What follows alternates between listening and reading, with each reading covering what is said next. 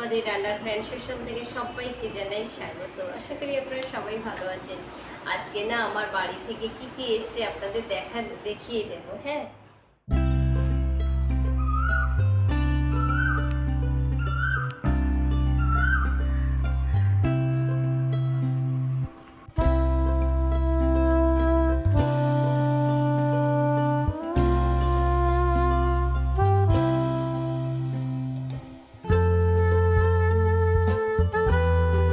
Data এসছে, তারপরে এসেছে এই দেখুন কাঁঠাল, পুরো একদম গাছের থেকে কাটা, দেখছেন তো, কেনা নয় কিন্তু। আরো এসছে গাছের কাঁচকলা এসেছে, এটা একটু গাছে মনে হয় পেকে গেছে। কাঁচকলা, ডাঁটার কাঁঠাল, এইগুলোর কলকাতার তাই কত দাম, অথচ দেখুন কত সহজে আমি পেয়ে গেলাম। তাহলে কাঁঠাল, কাঁচকলা, ডাঁটা কি কি বানানো যায় সেগুলো আপনাদের দেখাবো। আর আজকে ডাঁটা দিয়ে কি বানাচ্ছি তাহলে চলুন। আমি দেখুন এখানে বেশ কিছু কেটে নিয়েছি। ডাঁটাটা কাটবেন যখন খুব পরিষ্কার করে কাটবেন, তাহলে খেতে খুব ভালো হয় আর সেদ্ধটাও ভালো হয়। আমি এখানে মোটা মোটা কিছু বেছে নেব, চলুন আর দেখিয়ে দেবো। আর এসেছে গাছের একটা বেগুন, দেখুন একটা বেগুন গাছটায়, একটা গাছেই হয়েছিল, কত বড় দেখুন বেগুনটা, এটাও এসেছে আমার জন্যে। আমি এখানে 1 থেকে 150 গ্রাম ছোলার ডাল ভিজিয়ে রেখেছিলাম 3-4 ঘন্টা। তারপর এটাকে আমি পেস্ট বানিয়ে নেব একটা।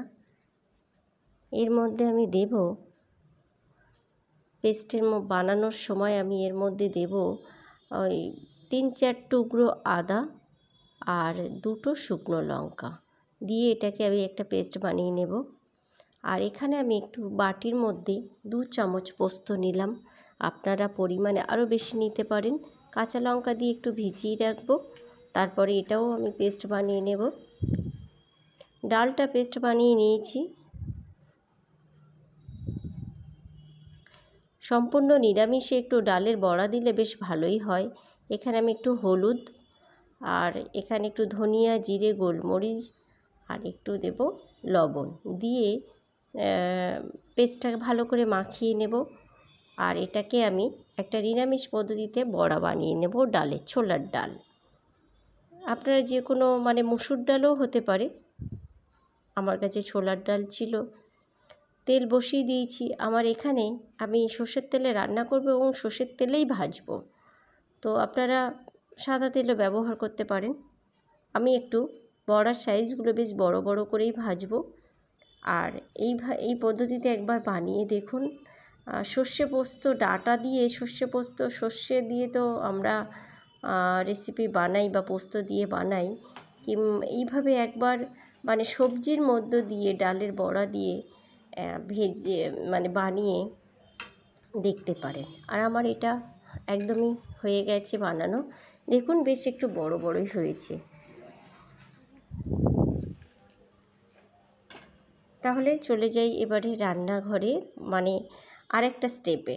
এখানে ওই তেলটা বেশি আছে, ওই তেলের মধ্যে আমি দিয়ে দেব শুকনো লঙ্কা, তেজপাতা, আর আমি 5 ফোড়ন দিচ্ছি। আপনারা গোটা জিরেও দিতে পারেন, আমি 5 ফোড়ন দিয়ে দিলাম। আর ফোড়নটা একটু লাল লাল হয়ে গেলে আমি এর মধ্যে দিয়ে দেব ডাঁটা আর আলু। আমি এখানে কেটে নিয়েছি ডাঁটা, সজনের ডাঁটা, একটি আলু আর একটি ছোট বেগুন। এবার ডাঁটা আর আলুটা আমি ভাজবো না, আমি তেলের উপরে জাস্ট একটু নাড়িয়ে নেব। ডাঁটা বেশি ভাজবেন না, তাহলে সেদ্ধ কম হয় আর স্বাদ শক্ত হয়ে যায়।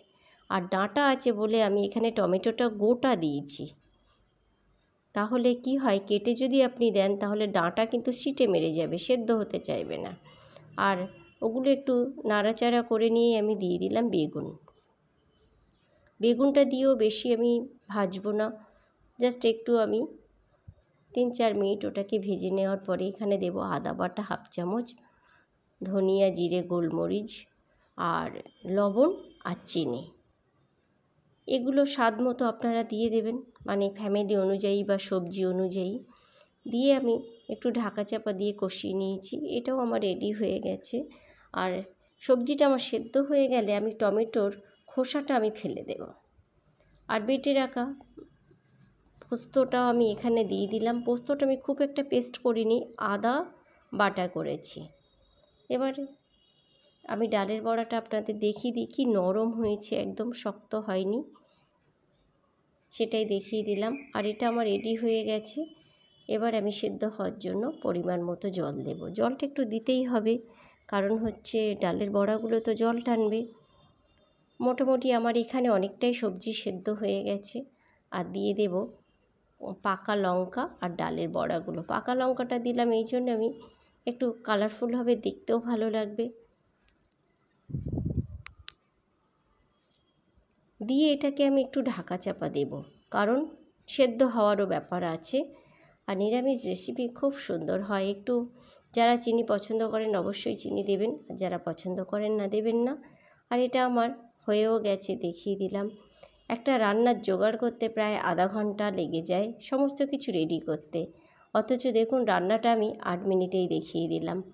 আর এটা আমি হয়ে গেল দেখিয়ে দিলাম।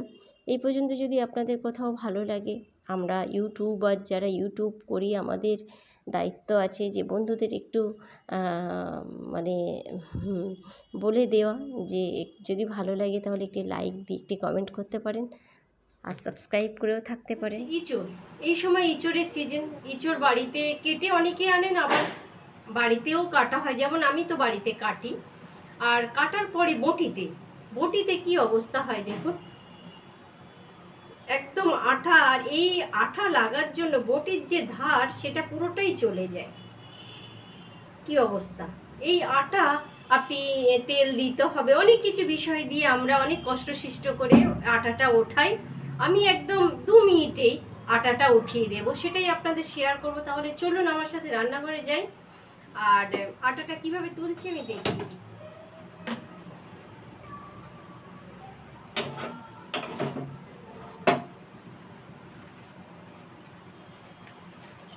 এরকম একটা কাগজ বা কাপড় বা যে কোনো একটা নিতে পারেন। আমি একটা মোটা কাগজ নিয়েছি। কাগজটা আপনাকে হাতের ধারে রাখতে হবে। আর বটিটাকে দেখছেন কি বুঝতে পারছি না, এখানে দেখুন তেলের মতো চুরবুর চুরবুর করছে। এটাকে আমি ভালো করে পোড়াবো, 2 দিকটা আটাটাকে পোড়াবো। এইভাবে ধরলে দেখবেন আটাটা কি পুড়ে যাচ্ছে। তারপরে এইভাবে একটা কাগজ নিয়ে আপনি মুছুন, দেখুন 2 মিনিটেই আপনার আটাটা চলে গেল। তবে গরম অবস্থায় করতে হবে, ঠান্ডা হলে কিন্তু বসে যাবে।